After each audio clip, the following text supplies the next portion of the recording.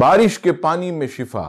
تفسیر ابن کثیر میں ہے، حضرت علی رضی اللہ تعالیٰ مریضوں کو اس طرح ہدایت فرماتے کہ اے مریضوں، قرآن مجید فرقان حمید کی کوئی بھی آیت لکھو اور اسے بارش کے پانی سے دھو کر شہد میں ملا کر پی لو، انشاءاللہ تمہیں شفا نصیب ہوگی۔